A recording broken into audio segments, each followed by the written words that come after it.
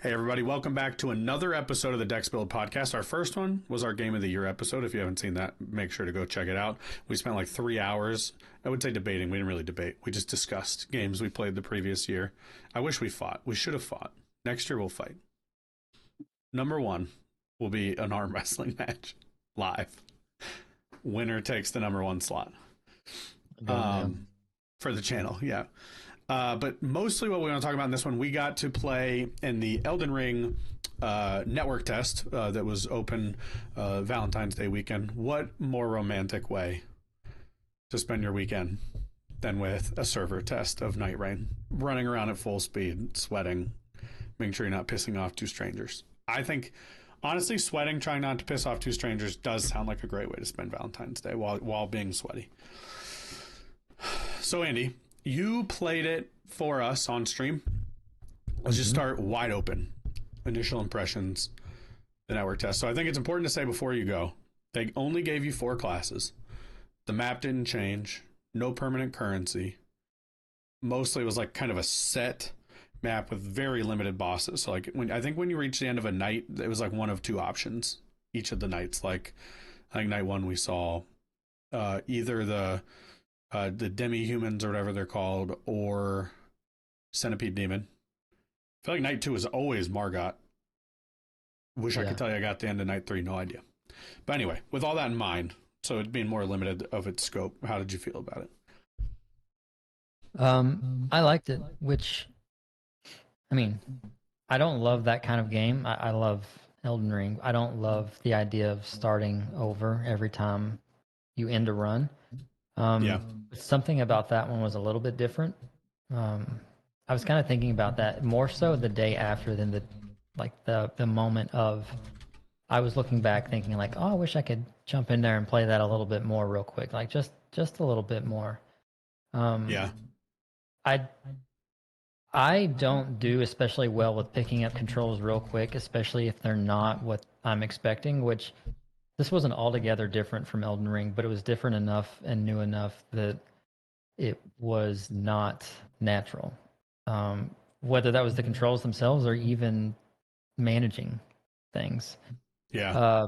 So that's going to have to be something that, when I do get back into it and pick it back up, those are going to have to be some things that I learn quickly so that I'm not disappointed with. I don't really know if there's a phrase for that, but like just looking forward to getting back into it. If I'm not able to, once I get back into it, rapidly pick up those things, I'm going to struggle. But right. I mean, everyone loves it for good reason. It's great. So I do think, if you allow me to say one more thing. Yeah, say everything you want to say, man. That's what we're here for. I did actually think, where I don't like this kind of a game, rather than me not liking this game, maybe this is the game that gets me to like that kind of game. Okay, so hold on. maybe it's Nightreign this that could brings be your me gateway drug to roguelites. Yeah. Okay, that's interesting. All of them. If we're playing with our group, I'll do any of them, honestly. But like the solo die and restart, that's the trouble.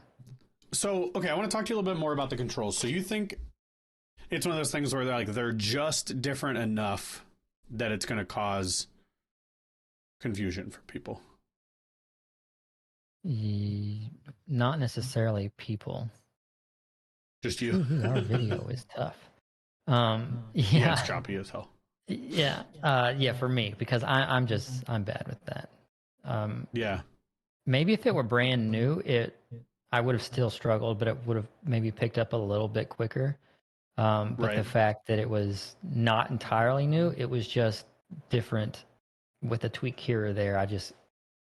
I couldn't grasp it, and I felt rushed the whole time, so I didn't really want to try to settle in, if that makes sense. I mean, even just watching this guy, it's constant. Like, that's part of its choppiness. Like, look at, like, he's not even going anywhere, but he's just, like, whipping it, like, you can't... I'm not saying this is bad, but especially when you're first getting acclimated, I think what's hard is that you cannot stop to do anything. Like, you can't, even when a chest opens, I think this is one of my biggest complaints. So when the chests pop open, usually 3+ things come out. Number one, I found them a little bit too close together. I found it hard to like kind of go through them. I kind of wish that like the contents of a chest popped up in a menu and you could like pick out of like a lineup rather than needing to like walk up to each one. Because sometimes I'd find like trying to get the precision of that was difficult, especially on the fly. And then number two, you're trying to like compare stats. And it's like plus 7% stamina, plus 6% whatever. And that's fine. It's all fine and good. But like, I just found there was something about the like the ability to actually take in what my build was doing that was like a little bit challenging. And I think like with that in mind, I think they could do a couple things. I think the days could stand to be like a little bit longer. And I don't know if I was imagining something, but I jumped back on the day. So we played for Friday night, the day it launched. And then I jumped in Saturday, and I think that was it.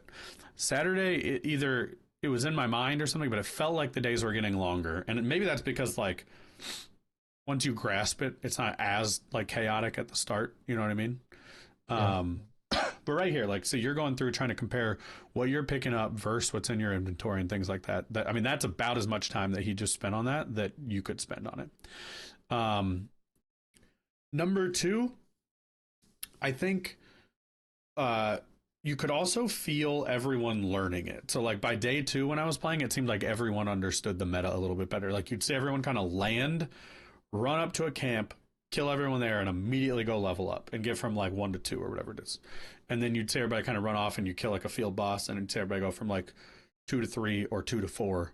And like you just start to see people kind of understanding like getting those levels is key. Just getting like 1 or 2 levels, because then that means your next mob's easier to kill and you can run cash those in. And you start understanding, all right, by night 1 I gotta be at least at 6 or 7 or something like that. Night 2 I gotta be like at 10 or so. And then and even then, like I don't know that either of us got past Margot. Maybe I did on the very last night, and then the network test ended. I didn't. But if you're not leveled up, you hit bosses and like you don't even see the like yellow of like your damage chunks coming off them if you're not properly leveled or if you don't have a strong enough weapon. So I think there'll be a little bit of like learning the meta of it, but there was definitely problems insofar as like coordination without talking to a group. They have to make it easy to partner up with your friends, because I think like I'm not saying it's impossible to win, but I can't imagine you and I because I guess they were having server issues, so you couldn't matchmake with a password when we were playing.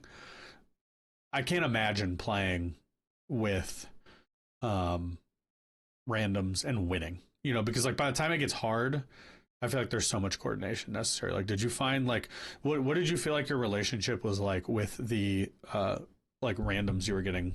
Like, were you just trying to follow them around? Like, how are you approaching that? Yeah, I was desperately looking for one of them to take charge and like point me in the right direction. My very first run, I guess, somebody did that. And I like it was great. In fact, that was the only run where we started and our first field boss was the fireheads, the cars, whatever you want to call them. Every time after that, whenever no one did anything, so I kind of just did it.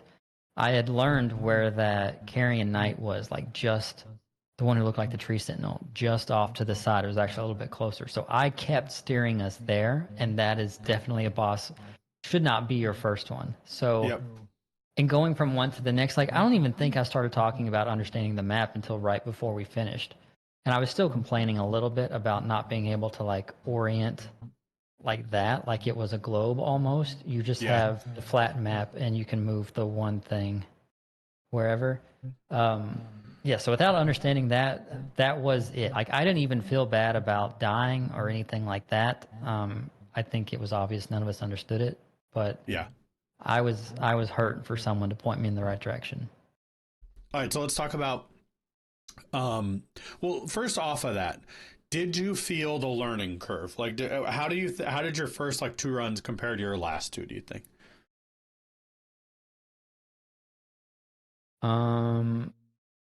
Part of the first 2 that made it difficult was not knowing the difference in the classes. Yep, that's going to be my next question. So don't go into that too far. We'll talk about classes next. I mean, you can. No, talk about it now, because you have to talk about that probably is what let you settle into it a little bit. Yeah, and choosing the wrong classes in the middle, I think. So I think maybe I had 4 runs. It could have been 1 or 2 more. But I did do each class. And so I started with the Duchess, and I was concerned with my power, but it was just the level 1 aspect of it. I didn't really understand that with her run. Yeah. The middle 2 were what was the wizard? What was that one called? Like a recluse or something? Recluse, that's right. Yep. That one and the bird dude, not the Wilder. Guardian or something? I don't remember what his name was. Yeah. Something like that. That was runs 2 and 3, and I really struggled because they just weren't the character for me.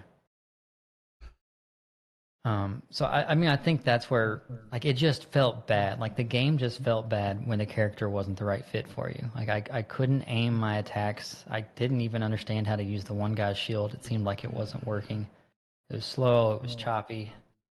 And then you get the first character where there's speed, or the Wilder character where I think you had said at some point, like, this seems like the pretty wholesome, generic build. Holistic. Like, I don't know about wholesome. Like, I don't know about his behavior.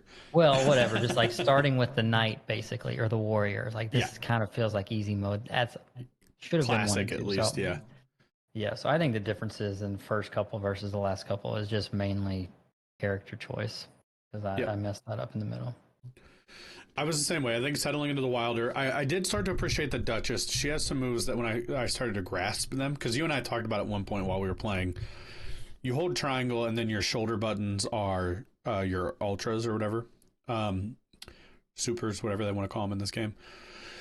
Those moves, I would just spam near a boss and hope I understood what they were doing sometimes. Like, I think, so with Wilder, for example, one was a grappling hook. I believe it was only for mobility's sake. I never saw it work on an enemy. That doesn't mean I was using it correctly, though. But most of what I saw is I would shoot it like at a wall, and it would pull me, 40 feet to that wall.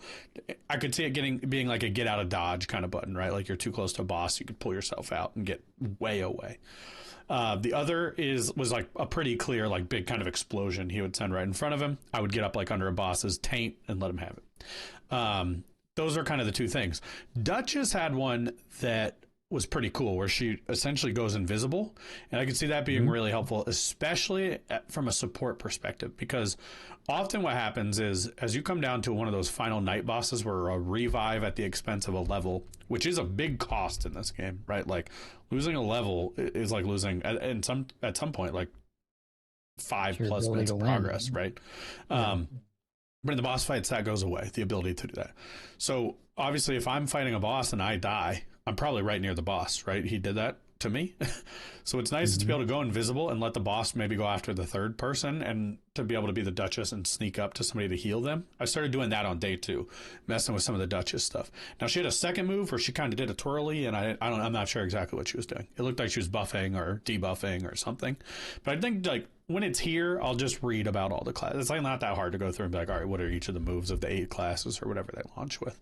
We should have more classes too, right? Once it's actually here.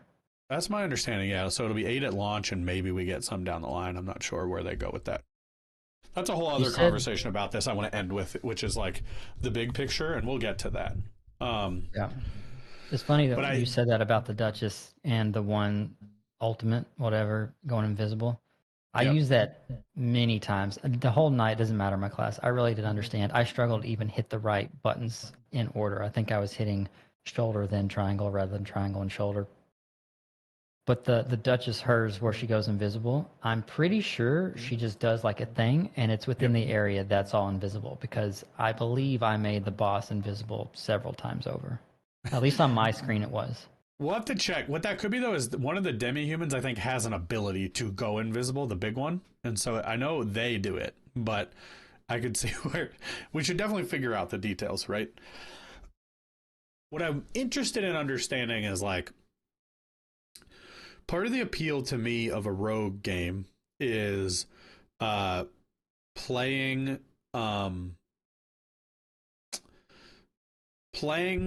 with the intent of seeing, like, what all the synergies are. So, like, if you go get Isaac is my favorite rogue ever made. One of my favorite games ever made, right? But what's cool about it is like you might find something that's like, all right, I got rubber cement. And what that means is when I shoot my tears now, they'll hit off the wall and they'll bounce off one time. And then you might find one that then lets your tears split when they make contact with someone or when they hit a wall. So all of a sudden you got something that can hit a wall and they become two and they bounce off and hit again.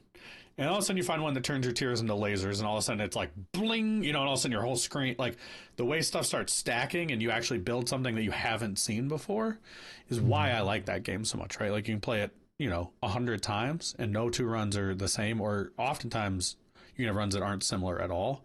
In this game, I don't think we'll be able to do that exactly right now. They can do it with bosses, they can do it with the weapons, they can do it with the map changing, they can give you some variety, but like obviously all the other rogues are doing that, right? Like Isaac is reshuffling its map, you can go the different directions as you go through your floors, you're getting different bosses of a larger boss pool from what it sounds like. Brandon was talking about this on our stream, but it sounds like there's a somewhat limited boss pool of like 50 total bosses in this game. That's less than all the bosses in Elden Ring alone, and considering they're pulling in Dark Souls bosses and stuff, I think there's an opportunity down the line to expand that pool. But I'm just interested to see how they make it to where your runs are like more interesting and give you more reason to be like, I want to go again. Now we felt the opposite side of that, right? Which is like every time we dropped in, we dropped same that near dropped in next to that same like ruined church, and like that can't, like you always kind of end up at the same spot. So I'm sure it would have felt a little different, right, if the map had been fully shifting on us and we suddenly land in Caelid or we suddenly land in Raya Lucaria or stuff that feels like that. But it's, I think, too soon to know what that part will feel like. I was gonna say about that, it seemed like it was all pretty consistent as far as map related RNG, whatever. It seemed like it was always what it was.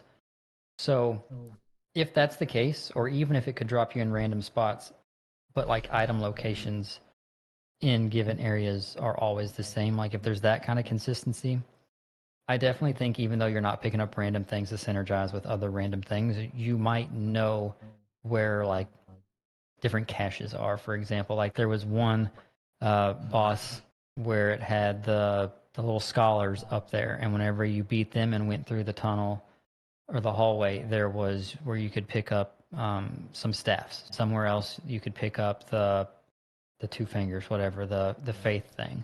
So maybe not necessarily randomly pairing with randomly picked up, but if you know, like, okay, so on this run, first we're going to go here, that's this kind, I need this kind.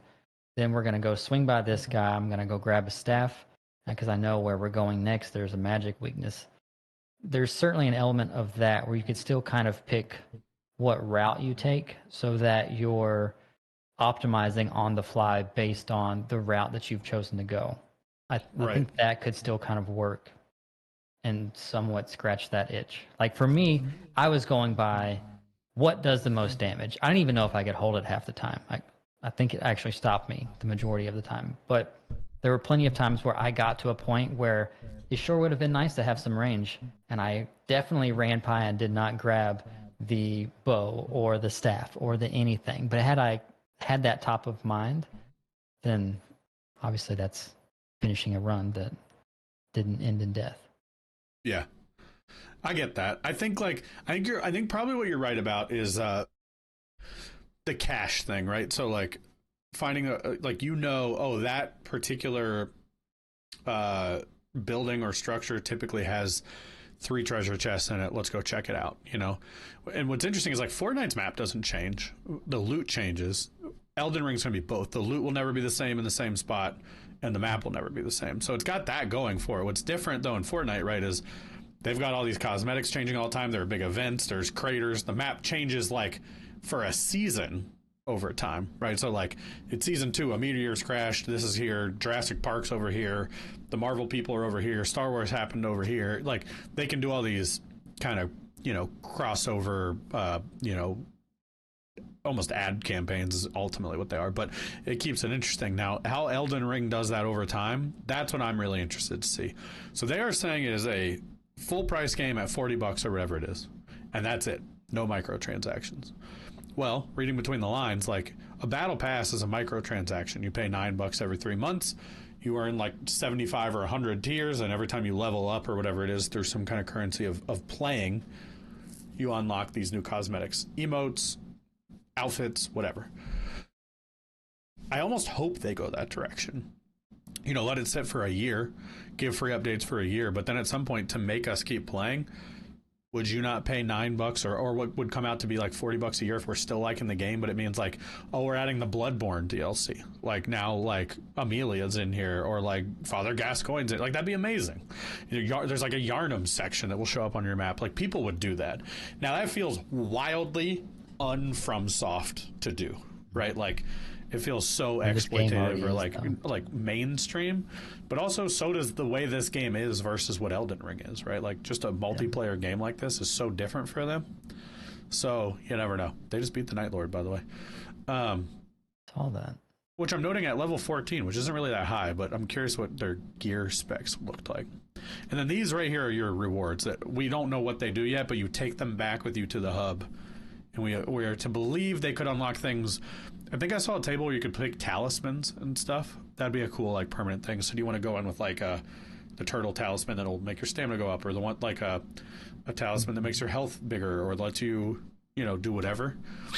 I think it's that table right there. So see, here's all the rewards. I think this, by the way, is from a preview, not from the network test, so it's giving you a little more context. But the relic rights. I'm trying to see what all they have as they go through here, but.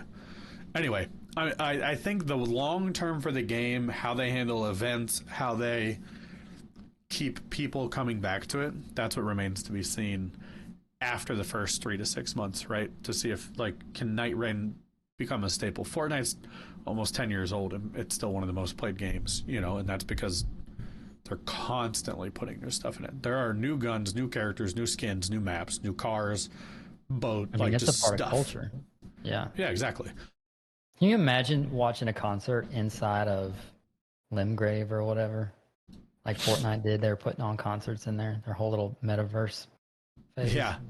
What if they do that Nightreign? They're like, and coming up next, we have the Blink-182 show, or whatever, whatever it is. Like, head over to Limgrave.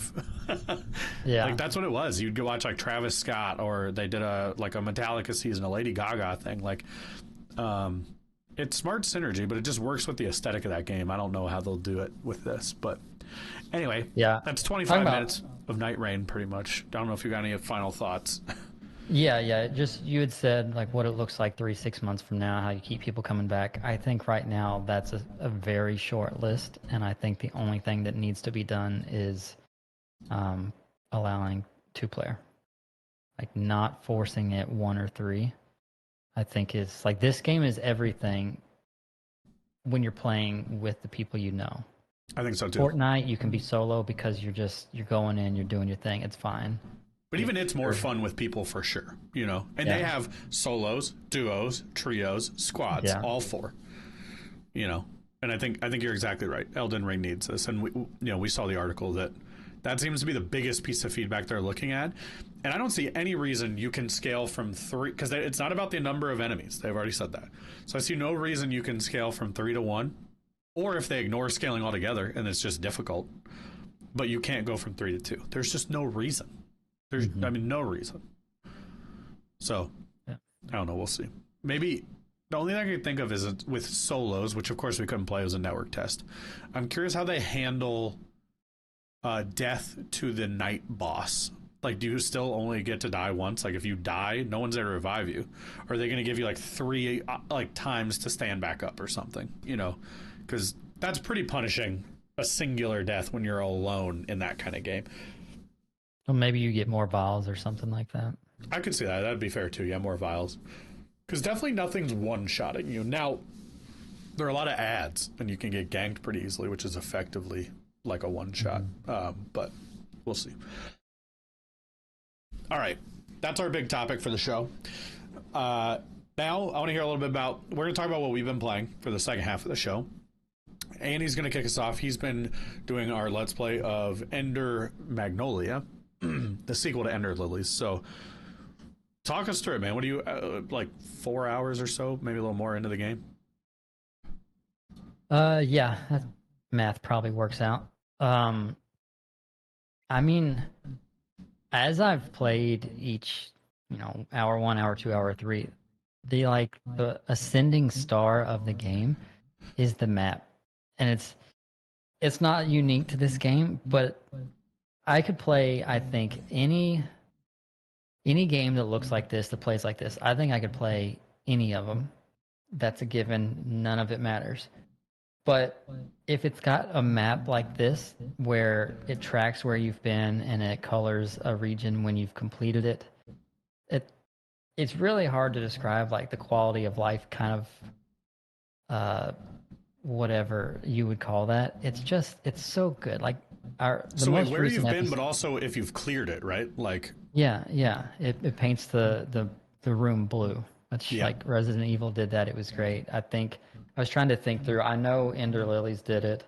Mama Dora was really good about it. Mama Dora, I don't think painted the room, and the very first one might have, but the other ones definitely didn't.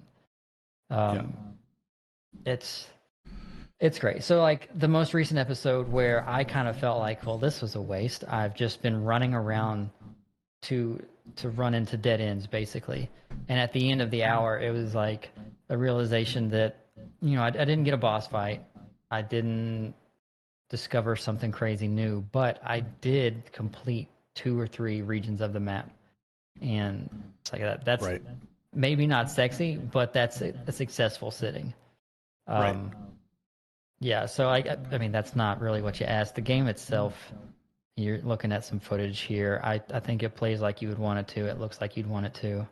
I, for whatever reason, am having a real hard time with the controls. Like remembering them or putting no, are so there combos or what? This is something that I called out last night. So you and I have talked about how we both hold the controller a certain way from playing a lot of Souls games. To me, that is actually I think I picked it up from Twisted Metal back in the day. But it generally it works for everything. There are abilities that you can see across the bottom there. There's the 4 diamonds. As you've met and cleaned up these people, you basically take on their abilities. That's the same as Ender Lilies, if I remember correctly. I remember being able to like have the moves. I don't remember if it was 4 or 2 though. But okay, well 4 might be the thing that's making it too much. But it's as simple as there's an X, there's a Y, there's a B, there's an A, and there's a right bumper. So I guess maybe there's 5 of them, or maybe it's X, Y, B, right bumper, whatever. I'm having a very hard time just controlling. When you hold it down, so if you hold down the bumper, does like in the bottom it show you like which buttons will activate which ones? Yeah.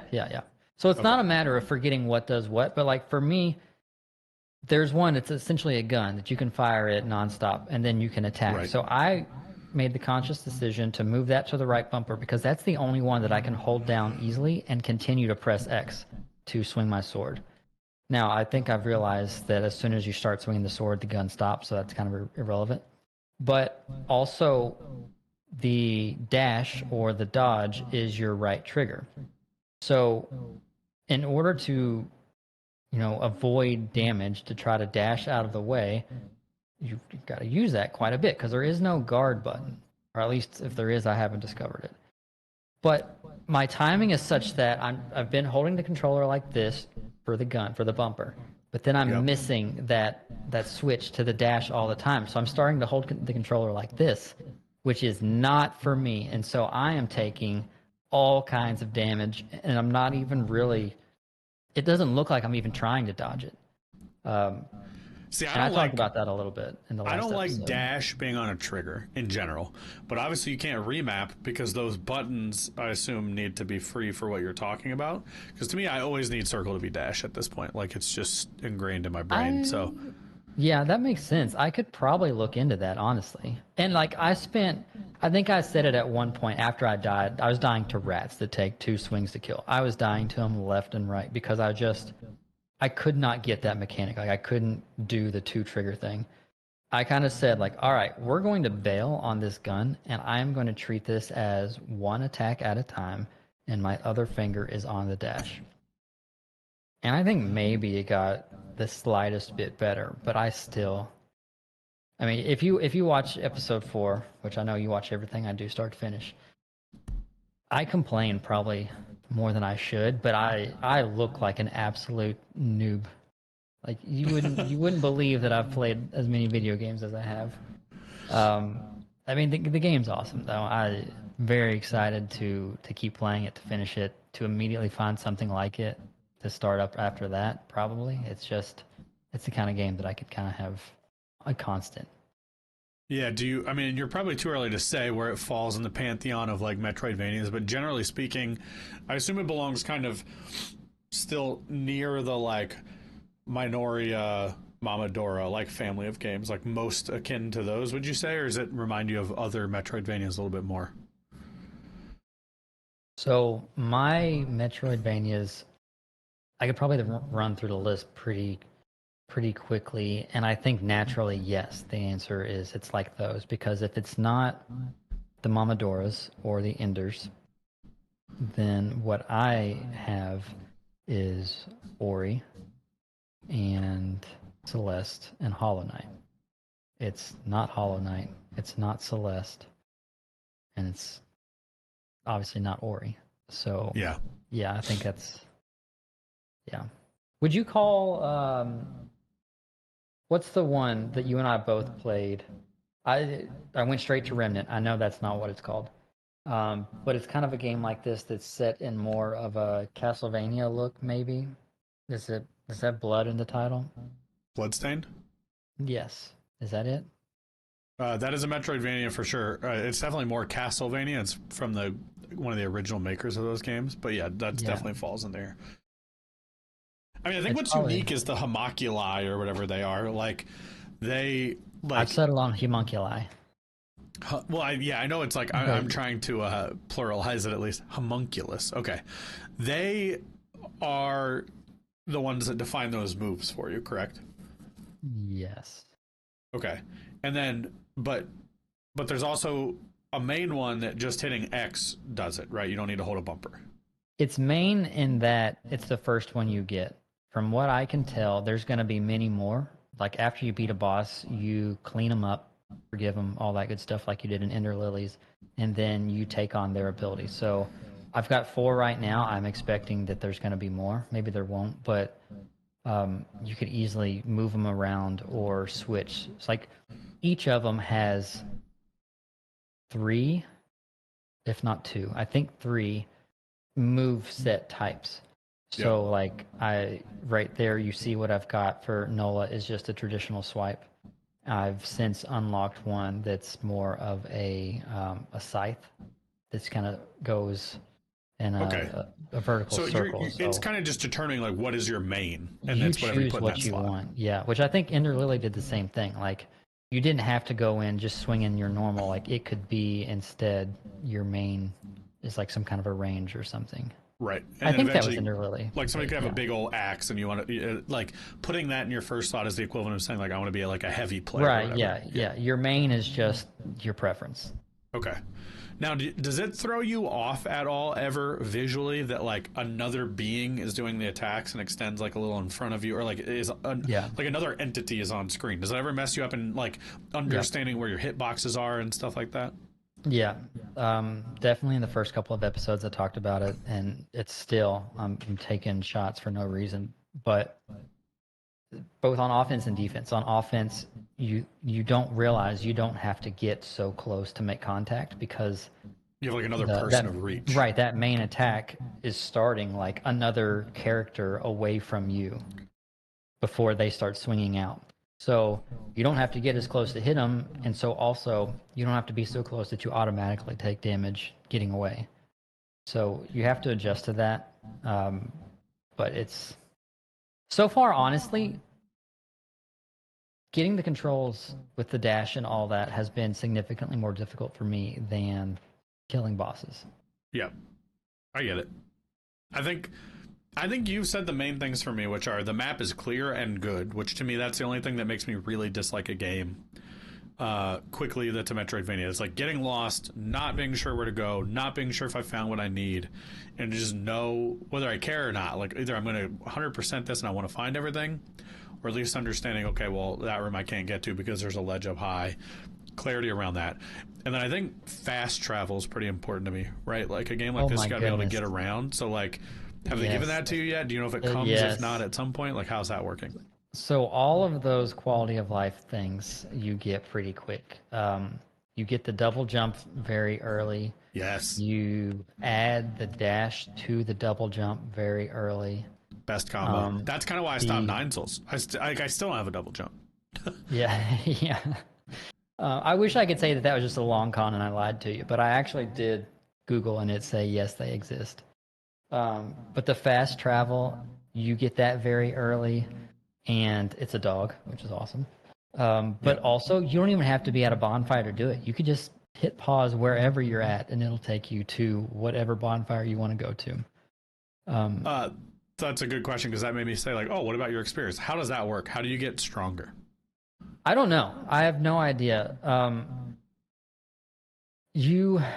I think you can just level up in the same way that you choose which attack type you're doing. It takes a certain item to kind of unlock it. And then so you would if upgrade, I were to call, like the homunculus, and that's how you get stronger? Yeah, so like if I call this attack that we're watching, if that is 1A, or if that's 1, and then the scythe or the sickle, whatever it is, if you call that 2-1, once I've unlocked them both, I can kind of go deeper into it and upgrade it again. So that would be like 1-2. 1-1 is still basic. 2-2 is powered up 2. Obviously, you can't have 1, 2, and 3. You're still only choosing which version of that you want to use. So like my other guy, he did a big forward punch. I unlocked the thing to now he kind of shoots out of me, hits the ground, does like a little ground pound, and freezes everything. That's one I thought would work for ads, and it's actually almost been more of a nuisance because it's a lot more difficult to on the fly plan for an arc versus something that's straight out in front of you. So it is great if you've got high ground or something, or you can gauge somebody who's kind of closing in on you. But otherwise, that's when I'm going to walk back as soon as I can, or at least use his other. So now, there is one thing that I'm missing, but you go ahead first.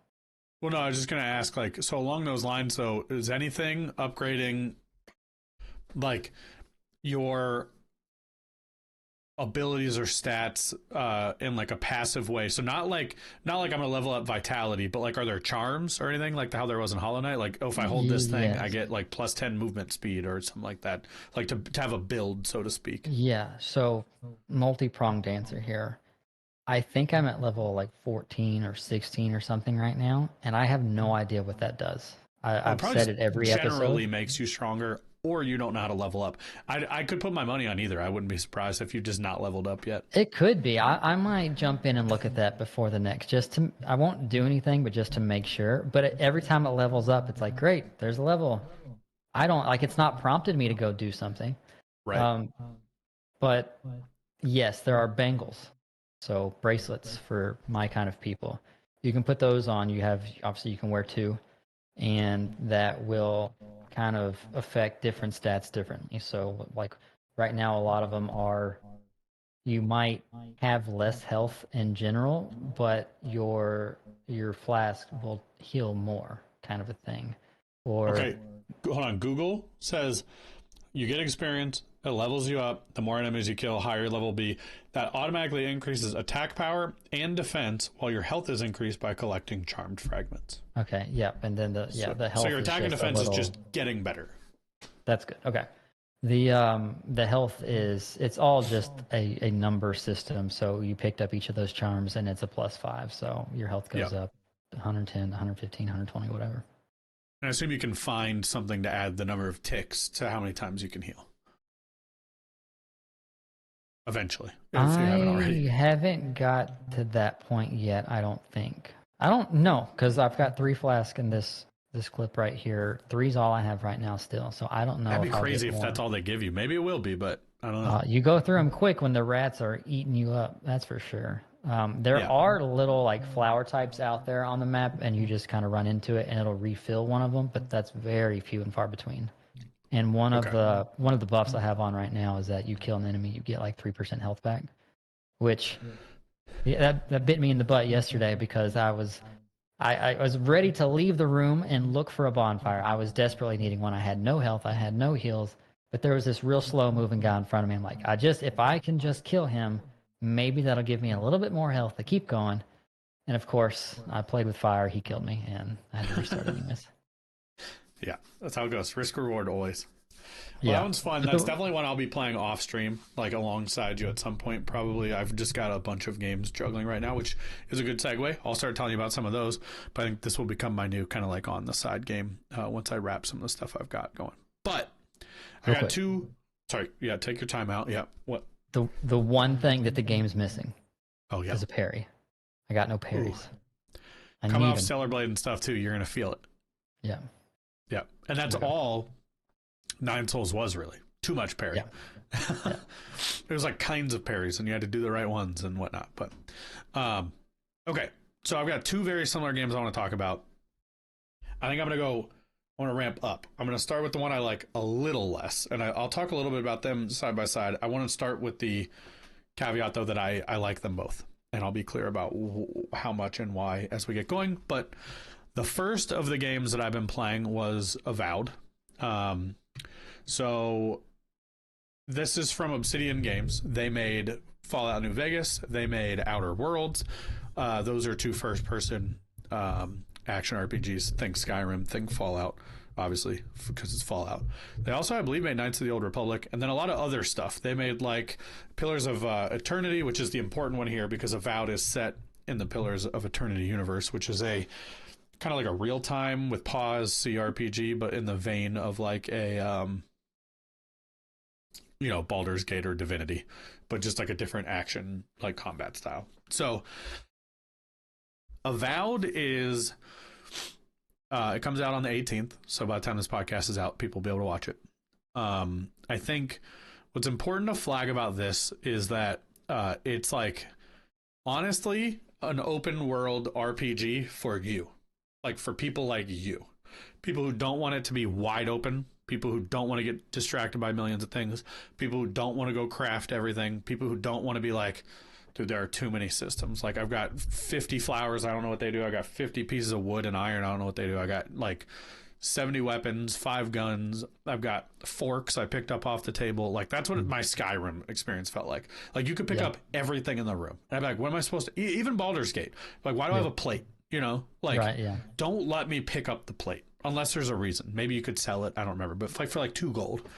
What I love about this game is I don't think I've gone to pick up an item that wasn't immediately obvious its benefit. So if I grab like 6 apples, you've got 2 ways to heal. You've got flasks, which are like... you pop it off with like an animation, drink it, and your health is like back. But those are rarer. And then you've got like food. So when you hit the radial menu in this game, everything pauses and you can pick from like a host of things. And food is one you can pick. And an apple might restore 10 of your HP, but like slowly, like it'll start, coming back up. And you can actually stack like 10 of those. But also if you found bread, that might be 30, so on and so forth. So anything you pick up is helpful, and to have these kind of like tiny resources that you can just pop during battle and have your health slowly ticking up while you're fighting a boss is nice, because you can take a 30 HP hit and not worry about drinking your health if you know you can have enough time to let that breathe and get that health back just by like kind of backing off of the boss. So I love how pared down it is. So like your character customization, relatively simple. You've got like a skill tree, but it is like I want to say a total of like 20 things, maybe max. Hopefully it comes up in this video at some point and I'll flag it. So you got that, and then you've got like 6 attributes for your skill checks. It's like strength, essentially, dex, and then like intelligence and perception, and I want to say there's one more. And they're just about like they increase your stats in like a kind of expected passive way. So if you do strength, you're going to get plus 15 strength. If you do dex, your like stamina might get bigger. If you do intelligence, it increases like your essence, which is essentially like your MP, whatever. So it's all tied to actual stats, but then it also means it's balanced with like skill checks. So in your conversations, just like in a Baldur's Gate, you'll see, oh, this is a wisdom check, but I don't have enough. Like I have 4 out of the 5 I would need to be able to do this. So then you start thinking like, okay, how do I, like you can see it right here. See how my resolve, I've got 2 out of 1, might 3 out of 2. It lets me control the conversation because I've got enough of that stat. But sometimes you'll see it's grayed out and it won't show you what you could have said. So you'll know, oh, there could have been an option here to do it with, you know, like an intelligence check, but I'm too stupid to talk to this guy, essentially. So I like that, because then you start balancing. Like, normally I'd be pumping stuff into might and dex, right? So I can fight better. But instead I'm like, oh, I'm so tired of getting checked on my perception by these people I'm talking to. I'm going to like increase my intelligence, because I'm tired of like not being able to like trick somebody and not get into a fight or something like that. So that's been cool. And otherwise, like, it's straightforward. It's open zone, not open world, which I think you would like a lot. So the first area is not that big. There's not that many side quests. There's like, and they're all good. So I know you hate when you show up on a map and it's just like sprinkled with stuff and you're just suddenly like, dude, I don't know where I'm supposed to go. There's none of that in Avowed. So I'd say it's like a streamlined, good first person, like classic RPG for people who maybe wish they liked Skyrim as much as everyone else, or wish they liked kind of the Elder Scrolls games as much as someone else. Like, I think this game is a good entry point for people who are interested in that kind of stuff. The biggest thing about it, though, I'll say, is the combat feels so good. I remember watching gameplay of this and thinking the combat looked like it was going to be bad, like first person, but like with dodges and stuff. Dude, it's chunky. Like, when you hit people with a sword, it feels good. It's like reactive. That's super underrated. Yeah, you've got guns, you've got wands, you've got grimoires, which are like books that you can open and like have a set of spells inside them. So like right here, you can see I've got a spear. How do you say that word? Spear? No. Do you say is that not a grimoire? I don't know if it's grimoire or grimoire. I've heard everyone saying it every different way, and everyone's having this exact conversation about them. Grimoire, baby. Spear, but what's cool is like spear. You get to pick an item for each hand. So sword, shield, sword, sword, gun, wand, gun, sword, whatever you want. Okay. Natural combo. Yeah. Yeah. What's really cool though is the way some of that can synergize. So I at one point had a grimoire that could hit you. You could shoot ice at someone. And then I had a pistol in my other hand. So I would just freeze people and then like shoot them and they would like shatter to pieces if they were weak enough, right? And like, so you could see builds where stuff like that could happen. Or, you know, I was fighting sword shield for a lot of the game. And then there's an episode coming up. I don't know if it's live on our channel yet. Well, it probably is, because I've been dumping them all out today. But there's an episode where I'm just like, dude, I am never blocking with this shield. Like, you can parry, but I really don't understand the mechanic of it. Like, I think you hold block and then hit attack, and that'll make you kind of shield bash. And if you catch someone's attack, I think it will parry them. Slows down time. I've seen it in gameplay, and it looks cool. But, like, to me, this game has not been the kind for me to, like, really watch, like, enemy timing carefully and try to do that. So instead, I was like, put the shield away. And then I was like, what's our channel name? It's Dexbuild. So I'm like, sword. And now I'm just like, yeah, my attacks are double speed. I'm like running around like a blender, like it's my Dark Souls or my Elden Ring character. I'm just slashing things to bits, and I love it. Because one is like a special sword I got on a side quest that catches people on fire. So I kind of use it only for a second until the fire status is on them, and they kind of freak out. And then all of a sudden I'm just like unloading on them with both sides. I love that feeling. But here's where it gets super cool.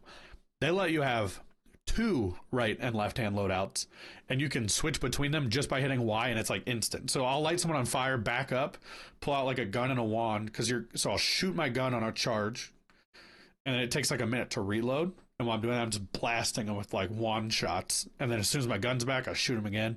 All of a sudden they run at me, I hit Y, and I pull out my double swords again. So you're just flying around. It feels so good to switch between, like, the ability to switch between two-handed setups with just a button is so nice, rather than like being like, oh, I'm gonna pull out my gun. It's like, how often in a game do you have to pick between ranged or melee, and to not have to do that is so nice. It's just a button, and I love it. So that's felt good. You've said a lot of really good things so far, but I want to make sure that maybe some necessary stones don't need to be cast at the same time. A lot are coming out, yeah. Okay. Are you just yet to get there, or do I need to prod for them? No, I'm gonna talk about what I like, and I'll switch here. Okay. Now's a good time. Okay. I think there's 2 things I dislike. Before you go negative, I did have one question. This kind of game, where you're choosing your conversations, like how you want to talk back to the person. You don't necessarily know what the outcome's going to be until you've said it and they then respond to it. Assuming it's not all paths lead to one, and you Look at can the screen actually right now, by the way. We're about different to have a things good happen. segue. Okay. It was going slideshow. You can see I opened my menu immediately. But anyway, go on. Are you going through and whatever happens in your conversation, are you committing to it? That's the bit, that's what you said, and that's that? Or will you kind of like see what happens, go back to your last save and replay differently? So overall, what I committed to is this. I will still save before I talk to people, just in case, because there's a lot of reasons. I'll kind of explain that. I think the way I would say it is this. I've been trying to declare to chat and YouTube and whatnot, like, here's what I believe my character believes. And I'll sort of be like, here's how I'm going to handle situations. This isn't a spoiler, so I'll say it. I'll be kind of like, we are definitely, like, we picked the background of soldier. Like, we're these, like, scarred soldiers who've come out of these big battles and have a lot of experience. We definitely, like, intimidate first is kind of our tactic. We're not going to outsmart a lot of people. As I said, my intelligence, I'm going to get it up there. I don't want to be dumb. But it's definitely like we are former soldiers and we play it that way. Also, the game kind of sets up that you essentially work for what feels like it could be like the Empire in Star Wars. Like you're an emissary or an envoy of the ambassador or of the Emperor. And pretty early on, you start just kind of wondering, like, are we the bad guys? Like, am I representing the bad guys? And it's not clear, but like people don't really like you in the town. They're like, we don't like Adirians, whatever. So I sort of said, I was like, I want us to be open-minded as we talk to people about the possibility that they're right and we are wrong.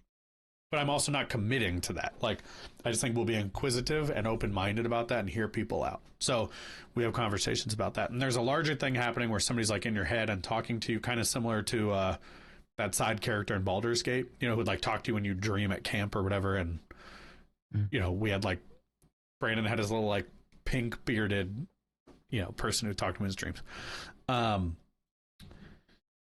I've committed to how I want to approach that. So basically what happens is I say, like, here's how I want to do this. And then if the conversation, a choice, doesn't let me like branch it further down my intended path that fits that, that's when I reload.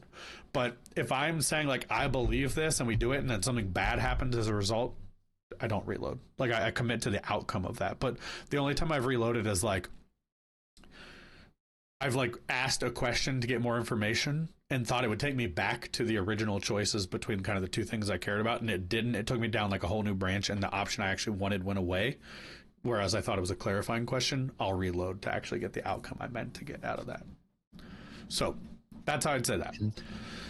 For the bad, I know the one you want, the obvious one, and we'll get to that. I think it leads us down a path. I just want to talk about the game first.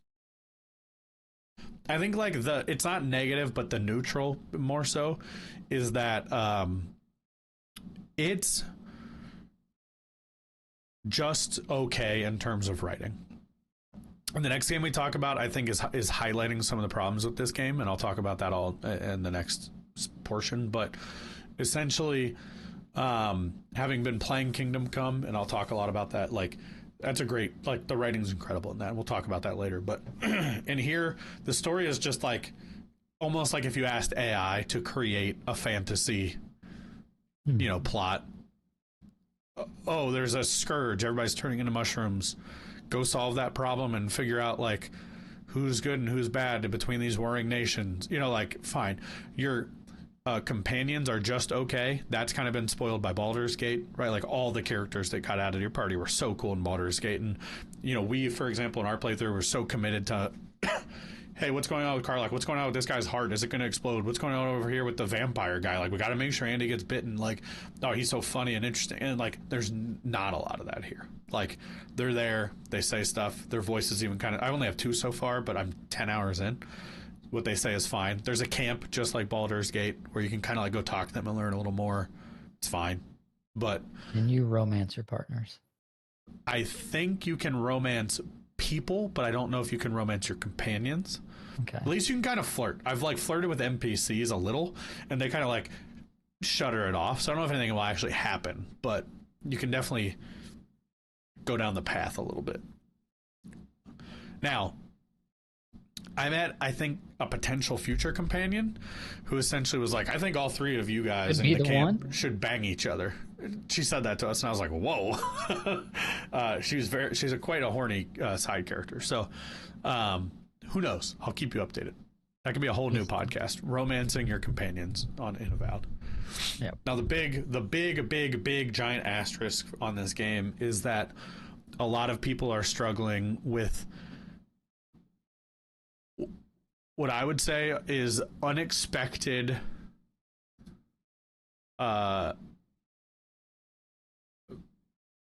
technical issues. Like, I thought for sure I started the game, GPU was like, you know, kind of like, or I should say frames are dropping a little bit. You might have seen it happening in the gameplay we've got going on here, but honestly, the first area here is so small, it wasn't as big of an issue.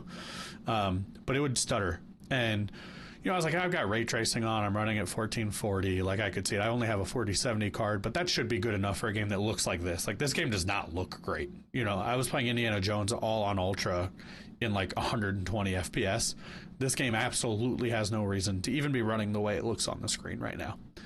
Lo and behold, I pulled up my card, my GPU is running at like 40%, but my CPU is literally at 100%. I turned ray tracing off, made no difference. Turned some settings down, made no difference. Eventually I got to an episode where you asked me like how low I was going, and I was like, Andy, we're not talking per second. We're talking about like, how many frames are you getting across 10 seconds? Because it might be like 5, you know. It was bad. To the point where you and I talked about like, all right, I'm going to go order a capture card. I'm going to play it on Xbox because it's optimized for that. It runs fine on the Series S. Like, I've got the bad Xbox. Why is it fine there? You know. Mm-hmm. Now, eventually I turned down some like draw distance thing. Like, I kind of specifically like, what is going to chokehold a CPU, which again, I think it's important to note. What do I have? An i7, like 8700. Yeah. So like, that shouldn't be a CPU that's getting bottlenecked by a game like this. I don't think, you know. I mean, not this is an old game, and like I said, comparing it to, I can play everything else with no problem, especially on the CPU side. It's just poorly optimized. It's not even out yet to everyone. I imagine patches will come. It seems fixable, but for a game that isn't like a true open world that looks pretty bad, I mean, like the graphics are dated. That's another negative. I mean, this does not look like a modern game. You said, well, first of all, I will be surprised if there's not a day one patch with launch, because you obviously are not the only person to have brought that up. But you said it's an old game. Is it just a port, or is it actually? No, not an old game. It's an old looking game. It's based on Pillars of Eternity. I just think like look at the textures on things. You know what I mean? Like, I'm not telling you it looks bad. It just kind of has like a cartoony look. And you'll see, I think, especially when I switch over to Kingdom Come, I've heard from people running on 4070s with worse CPUs than me by a decent amount, that are getting high settings, you know, 60 FPS at least on that, and that game looks twice as good as this and runs twice as good as this. Now, that's my biggest complaint, though, right? And it's important to note here, some of the problems I've been having have actually been more on the side of capturing the gameplay rather than the game itself since I fixed my settings. So I mentioned I had 2 episodes kind of get ruined.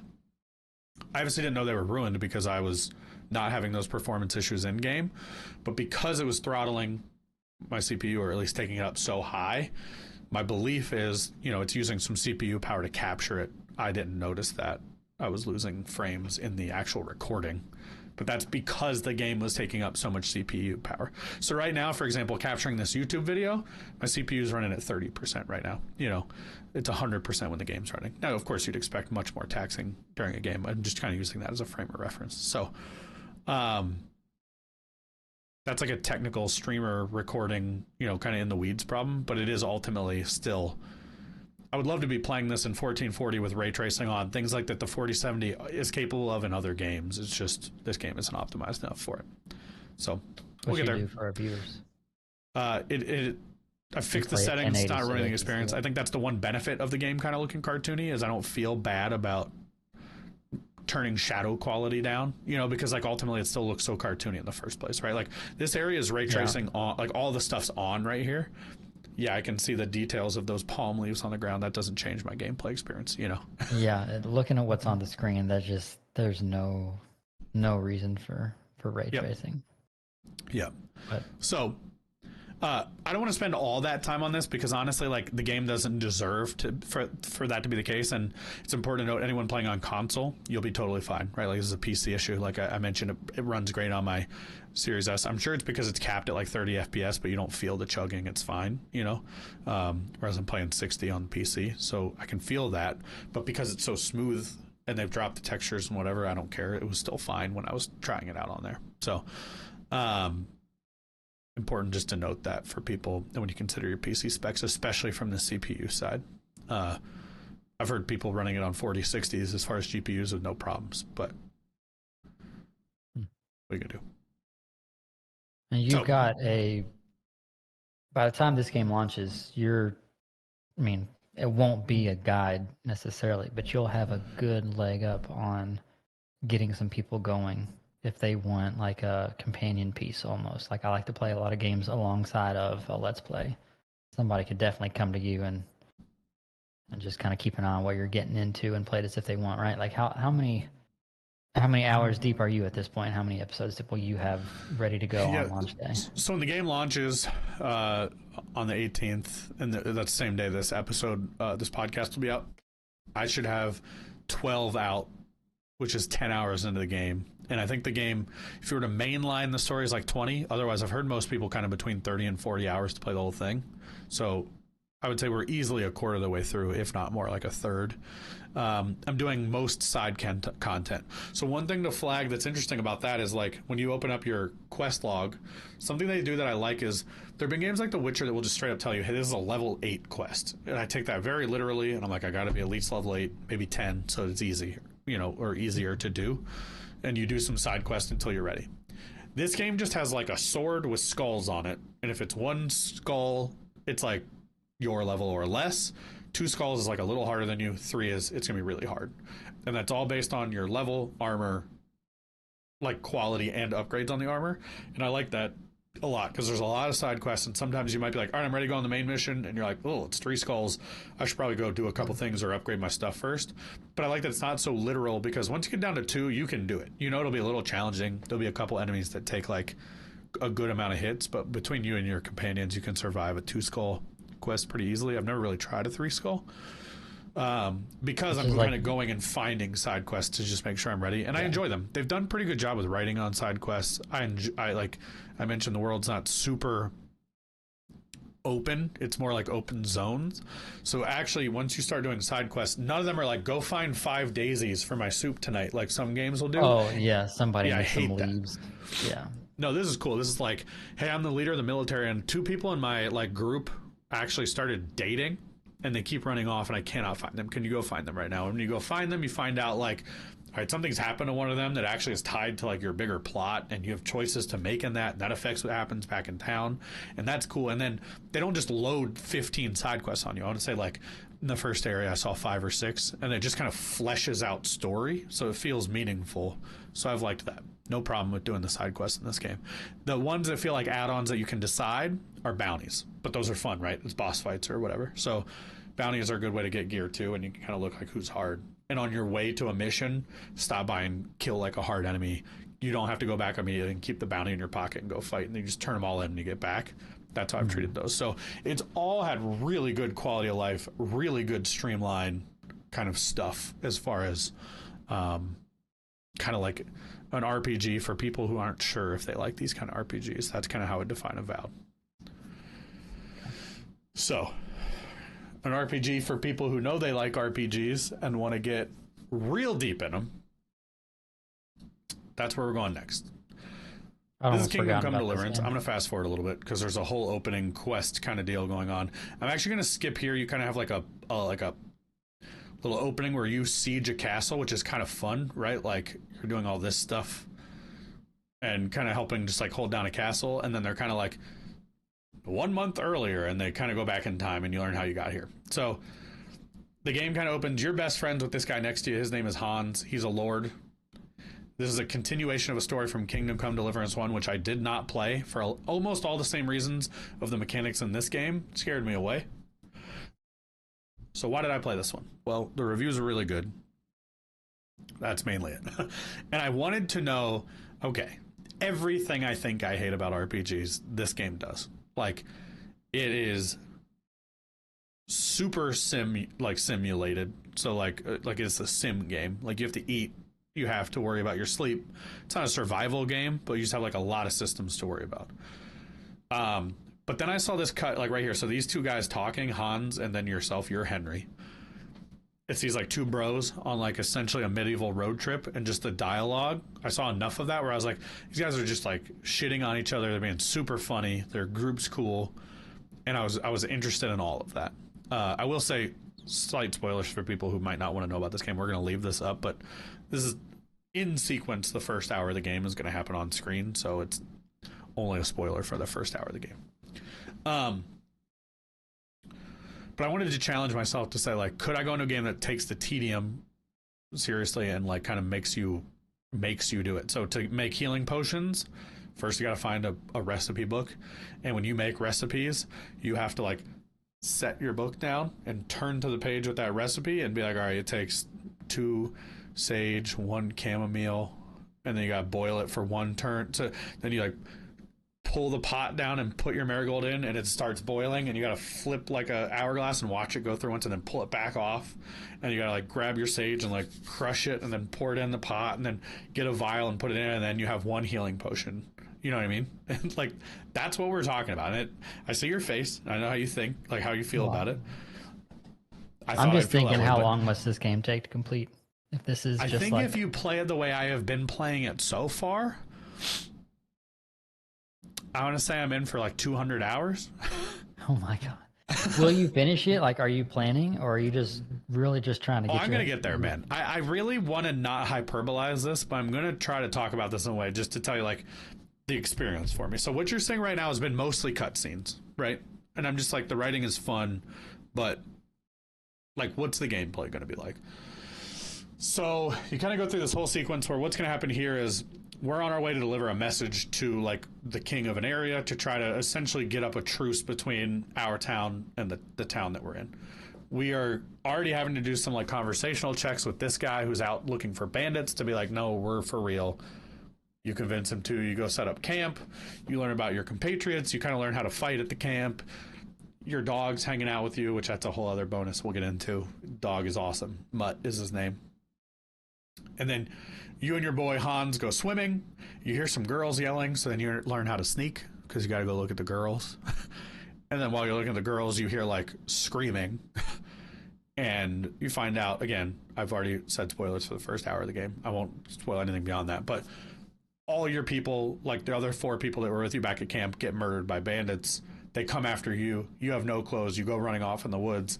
Eventually you wake up like with this kind of recluse in the woods who helps heal you back, and then you're just like a peasant trying to make your way back to your buddy and make your way back to figuring out like how you can get a message to the king to accomplish your original mission. So part of the game is you are nothing. There's no magic. There are no dragons. You're not like a powerful knight. You're just a guy. And dude, it's like instantly good, like very good. So right here is where you pick your background, right? Like, what's your play style? I was a soldier, obviously. I just knew, like... Do you feel like you're playing a game, or do you feel like you're kind of directing your own movie? Because it seems like there's enough stops. No. Like, you picked a story, but no, dude, you are... It's the exact opposite of what I think you think it is. Like, it is not directing a movie. It's like, I am so immersed in it. Like, there are times I'm like, on my horse, I just stop, and I'm like, this is one of the... First of all, look how the game looks compared to what we were talking about with Avowed. You know what I mean? Yeah. But then there are times I just stop because I'm like, dude, this looks so good. It sounds so good. It feels so real because everything you do is so realistic. So like, okay, I'm getting hungry. I got to sneak up and like, I either got to have food with me or I got to sneak a bite out of the pot of these, like from this like tavern so they don't see me because I'm starved, but I only have like 10 cents with me. So I think it's exactly the opposite of feeling like you're directing a movie. I feel like you think, like I've told Jen, I was like, if they make a VR version of this, it would be one of the most immersive things I think anyone's ever been through. Because a lot of things you do are with your two hands. It's a first person game, you know. I'll scrub forward a little bit actually, so you can see like less of this and more of the other stuff. Although I don't know if this is actually going to get out of kind of conversational stuff to where he's just like playing. This is a little bit of what I'm talking about. So you're talking to people at the tavern. You're trying to figure out, like, right now, basically Hans is like, so his personality is to be like, I'm a lord. Fuck you. I don't do dirty work. I'm not gonna pay. You should respect me. But remember, we have no clothes. We have nothing. So nobody believes him. We get fed by the owner of a tavern. This is after we've been saved by the witch lady in the woods. And she's like, you don't have money, but I'll feed you, but in exchange for some work. We eat, and then Hans is like, she's like, will you move those bags of flour inside? And Hans is like, I'm not going to do that. And you're like, why? Like, we both just ate. And you can kind of go down dialogue paths and be like, do it. But he's like, no, I'm not doing it. And so eventually you're just like, well, I'll fucking carry the sacks myself so that we can have our food. Hans has got to go. Well, Hans is actually a lord, though. So you see right here, I'm moving 5 bags of flour. He can't find where to put them, which I also couldn't. I mean, this is what I mean when it's not like a movie. You're just a person. You're like, where do I put these sacks? Then you find it. You put them down. It's fine. Meanwhile, as you go back and forth, you'll go back by Hans and you see like he's moved to another table and he's like starting to talk shit to somebody. And you go get your second bag and you come in. And by the time you come out with your third bag, like Hans is like starting a fucking fist fight, like being stuck up. You've got to step in. You start messing people up with them. Cuts to, they put you both in the, like, not the gallows, but you know, the like the stocks or whatever through your head and the arms through them, because Hans can't keep his yapper shut. And then he goes off, and that's kind of where you split off from him because he gets mad at you for that whole situation. Hans is the guy in the movie that he's a dick. You know he's a dick, but he's got redeeming qualities, and you kind of keep rooting for him, and then he just can't get out of his own way, and he just keeps on, and finally by the end of it, you're just like, I hate you, and you're the one to kill him. Yep. So you asked this question in Avowed. This game, I commit to what happens because it is more fun. The only exception is like, say I grab something and I didn't realize I accidentally stole it and somebody yells at me. I'll revert there because I'm like, that's not what I'm trying to do. Like, I didn't mean to get like thrown in jail for theft because I accidentally picked up somebody's thing. No one means to get thrown in jail. It's like not bug, but like sort of like a gamification thing you don't realize. But the game's pretty good about making sure you don't do stuff by accident, unlike a Skyrim. So for example, if I were to go up to the pot of food in this place, it would say steal food, as opposed to in my own house, it would say eat the food. Or under your little like compass marker at the top, if you accidentally enter somewhere you're not supposed to be, you get like a little blue icon that's like a sneaky thing that's like you're trespassing, and blue is like light, red is like it's a problematic trespass, you need to get out. Blue means like somebody will tell you to leave and you have a second to leave. So here you can see Hans finally getting us in our fight. Who's Hans? Is he the one with the hair or the one with the yellow pants? The yellow pants is the other guy, and then Hans is the one who's dressed basically like me. And you can see me trying to like, or this isn't actually me, but someone trying to like dialogue their way out of this situation. I'm assuming you can't because it feels plot critical that you get separated from Hans for the point of the game. Okay. So that happens because we get in a fight and sent to the, I keep wanting to call him the gallows. It's not that serious. So when Hans goes, like your kind of main quest is like, hey, there's a wedding happening up at the castle you were trying to get to. Get into that wedding so you can talk to the Lord to try to broker the peace that you were originally going to do. I am 15 hours into the game and haven't touched the first mission of the story. I have just done side stuff, and it has all been like riveting, like super interesting. But it's everything from either like, okay, this girl's gone missing from our camp, here's what we think happened, to like I did one of those today that was like a full-on like serial style podcast like episode where they're like a girl and her lover or have been missing, we don't know where they're at. I went down these rabbit holes that had like 5 plot twists. It was amazing. And then another one where these two towns are pissed because they can't settle on which pasture, like what the boundaries of their pasture are. And so one group told me, I'm playing both sides of this, so I'll talk about that in a second. But one group was like, I'm pissed at them. Can you help me prank them? I was like, fuck yeah, I can. That's what I'm here for. So he's like, he has a white ox he loves. I want you to go put sleeping potion in the ox's trough. And when he falls asleep, I want you to paint something on him and ruin his perfect white ox. So I go and I'm like, how am I going to make it fall asleep? And I'm like, okay, if I make 3 strong sleep potions and I put it in its trough, he'll go to sleep. Where can I get paint? Well, there's a tailor. I got some dye from the tailor. So then I go do it. I sneak into the cabin or into the barn with the ox. I put like the poison or whatever in his trough, and then I like hide in the shadows and I hit the wait button and I let like an hour go by until it's night. So the guard's already outside, but I've just been hiding inside when he came to station. Then I sneak up to the ox and they give me a prompt, one of which is paint the guy, the mayor of the town, with shit all over him on the side of the ox. And I'm like, I want that option. There's like 4 options of what I could paint on the ox. So I paint the mayor with shit on him onto the side of his ox, and then I sneak out in the night and go back to town. And this dude's super pissed at the town. Now he's asking me to go steal. The guy from the other town now wants me to prank the other guy and steal their maypole, which I'm like, I'm going to do. I'm going to saw this bitch down in the middle of the night. So I'm helping them continue to fight each other. When I've actually already got the solution, I already went and found the land deed and the actual explanation of what their barriers are, which I'm ready to tell them later, but not till I'm done pranking them both. Then I'm going to settle their land dispute. So there's stuff like that where like, and just every line of dialogue is funny or interesting or dramatic. It's all well voice acted. Like, I've liked every part of it. The combat's awesome. So you see, like, right now we're fist fighting, but you see how there's like a star that's determining which direction you'll attack from. And then the shield means like that's a time to perfect block. You can parry people. You can do that with swords. You've got swords, crossbows. I don't know if they're guns. I don't think so. Shields. Surely this is too medieval. There's no guns. Well, this is a realistic game, so I just literally don't know if the era had guns. I don't think it did. I mean, I think it's too old. I think it's like the 1400s. So, dude, it's just been so good. I mean, like, I really can't express what it is. It's like, it's just everything from how immersive it is. Everything feels satisfying to do. Like, solving problems, getting stronger. You've got these interesting skill trees that let you build your character in certain ways for the way you want to play. So if you want to lean in, like, the more you do something, the more you get better at it. Like, you level it up. So if I do a lot of sword fights, I'll like level up my sword fighting, which lets me unlock perks for sword fighting. The more I lockpick, the better I become at thievery. The more I pickpocket, the better I become at that, so on and so forth. And there are like different NPCs that specialize in those things. So you just get to decide like which one. Like, if I'm not interested in thievery, I just won't go down all that side quest path or level those things up. I won't talk to the people that have to do with that. If I'm interested in the fist fighting, like, I've already gone to like 3 different fist fighting tournaments because I enjoy the combat, and I'm like known as like the best fighter in the first area right now, just in fist fighting.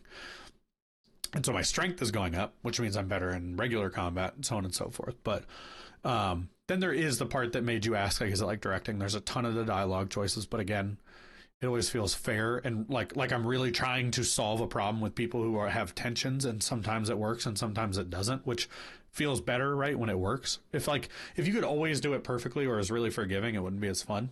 But the fact this game feels so like simmy, I like that. Like, sometimes you'll try to convince someone. I don't know what this effect is. Is it heat? I've never seen this before.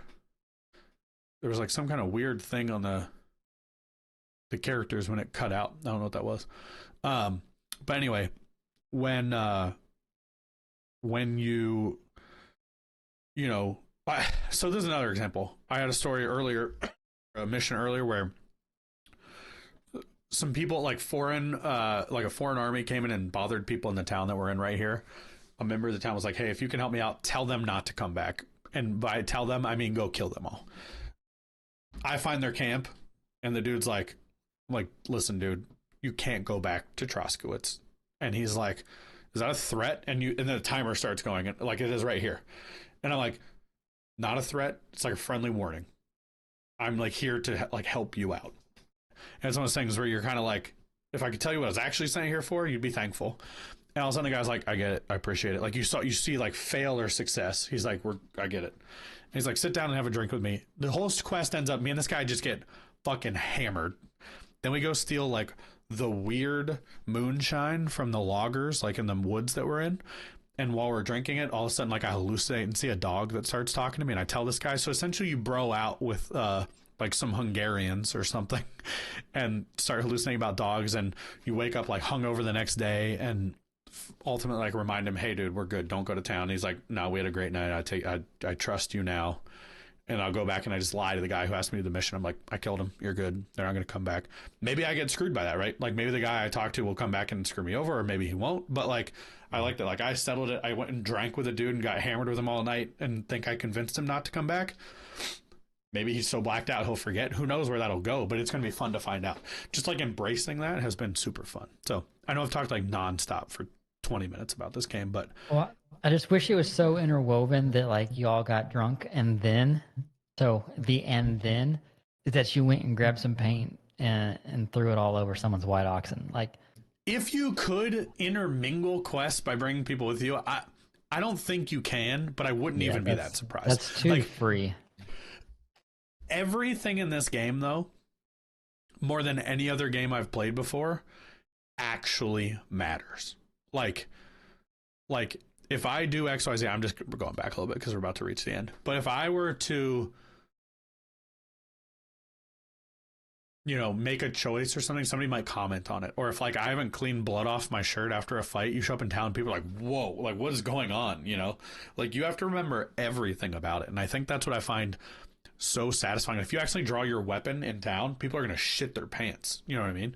And it's because it's that realistic, and you start just getting used to it. Like when I go to town, I'm like, put the sword away. Like, got to go to the trough and like clean up my face, like so I don't look dirty and bloody when I talk to these people. Like you start kind of getting the habit of all that, and I find it like really relaxing. Same with the potions. And I will say, like, all the stuff I mentioned that's tedious, the more you do alchemy or potion crafting, I got one like on my second day in the game. It makes it more forgiving, and that means that when you make one, you actually make 3, and you can add a perk to make that be 6. So all of a sudden, the time you spent making one potion before, you get 6 out of it. So it's not actually like as tedious as it sounds, because over time, like they give you the quality of life stuff. And I'd say, like on the whole, for games like this game also doesn't let you pick up a plate. Like that sounds like a silly thing, but I talked about that with Avowed. It's like flowers or weapons or like things or food or stuff you can feed your dog, which that's a whole other system we could talk about later. But nothing feels pointless to have. And so I think that's nice too. So while it does have some systems and tedium, I find it all enjoyable. Like I'm not having to like go through and get junk out of my inventory. Worst case, I'm sending stuff to my horse because I can't carry it. There's a fast travel system, but it's a little more realistic. So when you fast travel, you watch yourself like ride around and time passes, and then it might be like, hey, bandits attacked you. You want to get down or flee 60% chance, and you can decide if you want to fight them or not. Like stuff that would have happened if you rode around. So I feel like it balances some of the realism with quality of life stuff, and it just like really respects your time. Now, before you ask any questions, I will say this. I am not hyperbolizing when I say this to you, Andy. This is for sure the game of the year to beat right now. I'm not saying something can't beat it, but it's the game of the year to beat.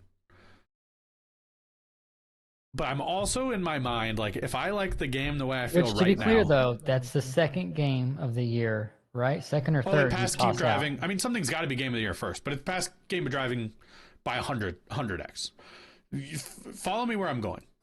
If I like the game as much as I like it right now, after I've played it for 100 hours. So if I have the same feeling that I do right now... You're obligated at that point. 15 hours in, though. But I'm saying if I like it that much, like if I'm enjoying it, it might become at least in my top 5 all time. But what I'm being careful not to say, it might become my favorite game I've ever played. I've just never had a game that felt as immersive as, like, I'm thinking about it right now. I'm thinking about how, like, I've stayed up till like 3 a.m. I don't do that anymore because I'm way too tired. I've stayed up till 3 a.m. playing this game almost every night since it's been out. Like, I just love this game. Like, I'm stunned because it's everything I thought I didn't like in these games. But I also know it's not going to unlock my desire to go backwards to other games like it, because there's just something about how it's written. I feel like a lot of these games get really dark or really serious. There's something about the fact all these characters, it's not jokey, but everyone's like likable and enjoyable. Or if someone like ribs you, you're like, I deserve that, you know. Or like even this old lady, she's funny. She's like, she'll make fun of your partner. She'll be like, oh, he's feeling too good, you know. Go make him shut up like he's out at breakfast. Like, make him put food in his mouth so I don't have to listen to him talk. Like, people just have like a way about their dialogue, and the like characters are charismatic. I'm interested in how they all relate to each other. The order you do quests or the way you decide to do things with people who interact with each other all affects everything. Things that you do that are more obvious, like you have a reputation system in all the different towns. It all affects each other. Every side quest, every main story quest, every character I've met has at least been interesting. And dude, it's just a really good game. I'm glad I'm not doing it for the channel, because like it'd just be so much commitment. And I also think like there's something about like trial and error and the tedium of this game. Like it's just for me, you know, like this is a game I just want to play in my like zone out time, and you truly get to just zone out, because that's the thing about the pace, right? Like if you're trying to sit on your couch and just turn your brain off for the night, I can be like, all right, well, I'll make some potions, let's hang out. I can still do it in Kingdom Come Deliverance. Or I can be like, all right, I want to like tonight's missions, I'm gonna go fuck some people up, you know. Like you gotta pick from your spectrum of missions based on how you're feeling and do it inside the game. So that's me gushing about Kingdom Come for 20 straight minutes. Do you have questions though? Because you're suspicious, or you're not suspicious, but like this is not your kind of game. It's not my kind of game, and no, I don't really have questions, because honestly, you've said so much. I don't even know where I would go. We might have to create like a hand signal. We can talk about that. You can talk about, is it hard or easy? Like, I don't know, you know. Is there anything that, like, I think about it from the perspective of if you would check it out or not? What questions would lead you down that path, you know? No. I know as soon as you hear 200 hours, the answer is automatically no, but... Yeah, I mean, I could find myself watching someone play a game like this, maybe, except that I don't want to, like, I almost want to just say, if you made this, which I'm not saying, but if you were doing this for the channel, would I just watch it and kind of play it that way? And I just don't think I would, because it seems like there's so many decision points that have to be made that maybe you, the player, don't think about it, because all these things, like, you're already doing it. You just need to hit the button to see it through. Whereas somebody who's not you is like actually seeing drop downs and options and chores lists and things. Yep. I mean, I can appreciate what it is. No, I would never play it. I don't think the length really has anything to do with that. And I do like RPGs, but something about all of those things together. There's just, I mean, you know my track record recently. There is no way if I started this game, I would finish it, and it would just be a colossal waste of time. No, I will say this, like, I've thought about that too. Like, the longest game I've ever played, I think that's like a singular game, was Persona 5. Okay. And that was probably 150 hours. I played Royal, but I played it over years, including like a big stop. But I'm saying, like, even if you just took active playtime, I would bet it was at least a year of active time playing the game. And I've kind of resigned myself to that for this, because I've already thought, okay, by the time we get to Goaty, and I'm not joking when I say by the time we get to Goaty, I might not be done, because like other stuff's going to come out. I'm going to want to play it, but I know I'll come back to this, like, until it's over. I have no doubt. Like, what I'm enjoying about this isn't something that like fades away, because it's not just the story or just the combat. Like, anytime I'm tired of one thing, the next thing kind of picks it up, and the way you kind of rotate through what I want to do has kind of kept me going. And to know, okay, if you mainline the game, I believe you can beat it in like 60 to 80 hours of just main story stuff. But like, that's not like what this is, right? Like, if I was going to play it that way, I wouldn't be playing this game. Like, something about me deciding to try this out was because I wanted to lean into what this is. You know what I mean? If that makes sense. Yeah. Which is like, appreciate trying do it all. New. Yeah. I'm curious though, because you had started to play Metaphor. I assume that stopped. There's no way you're playing this in Metaphor. I want to show you something real quick. Do you see what's on the screen right here? Mm-hmm. This is the other reason I think you can keep going. So I'm looking at the main quest. this also helps. It gives you like white is your synopsis of what the main quest setup was. And then yellow is like things you've done with it so far that have added to that initial prompt. So the other thing I like about it is if I forget what a quest was, because I've done so many side quests, when I go to track Fortuna, for example, it'll remind me like, me and Hans had this thing happened. We actually, and then the yellow is like, you successfully stayed there, you got the blood off you, you repaired your heals. Say I do something else, I'll go pick the stuff I need for healing potion for Henry. That'll show up as the next yellow line. So you can jump back into a quest and quickly read like a summary catching you up on everything you did in it so far, so you don't forget all the elements or decisions or whatever that might have affected that. So I did just want to add that on because you brought up that point of staying like committed to it, but also that I think is why I could go play something else for a month and come back. I'll be able to like quickly re-up myself and remind myself where I was. But sorry, you were going to say something else. I was just going to ask if, knowing that you had started Metaphor, I assume you've now stopped Metaphor. Metaphor will be on hold till this is over.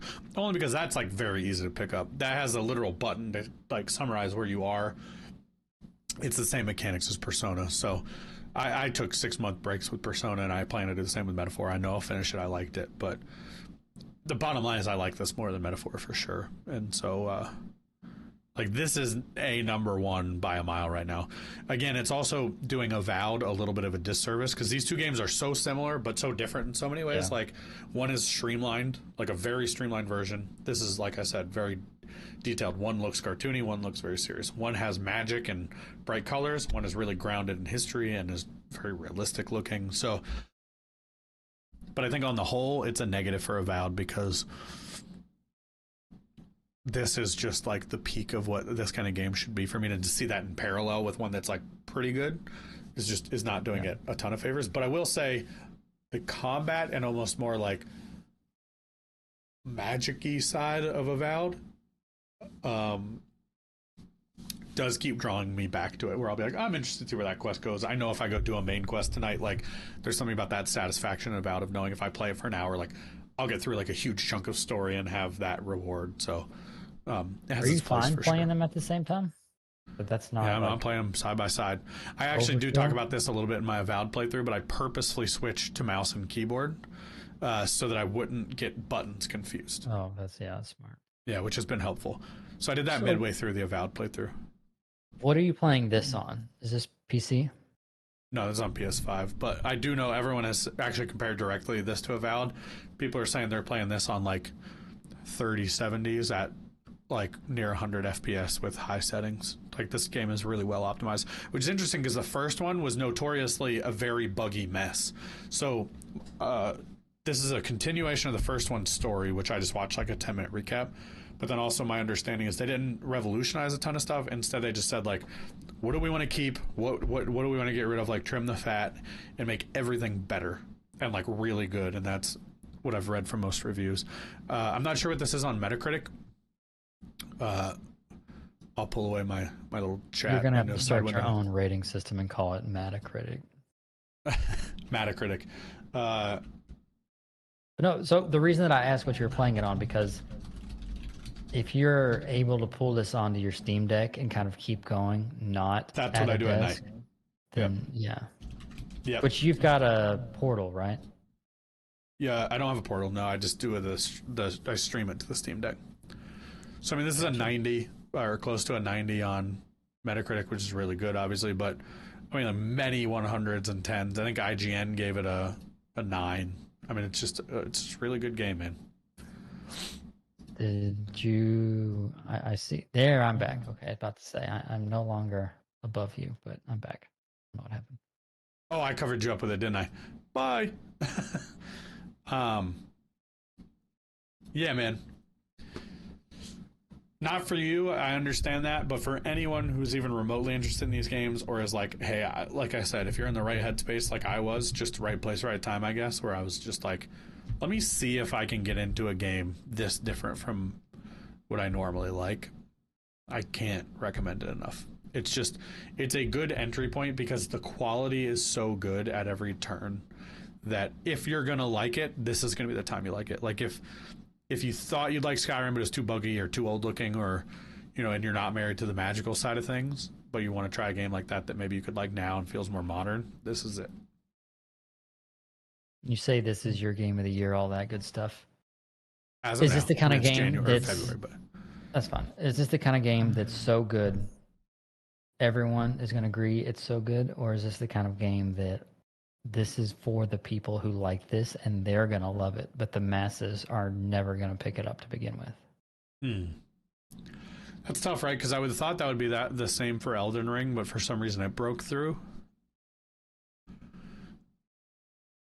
I think it's so good that even people who don't typically like this kind of game have a chance to like it. I think it will be universally liked by anyone who's anywhere near liking these games.